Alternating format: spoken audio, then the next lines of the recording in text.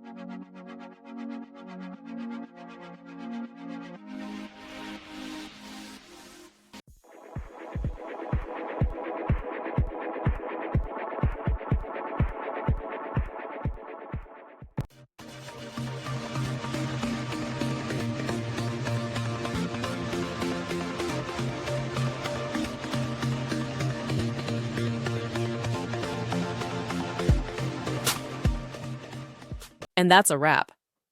I hope you found the answer you were looking for. If you did, take a second to hit that subscribe button. It really helps out. And let me know in the comments which solution worked best for you. See you next time in the debug zone.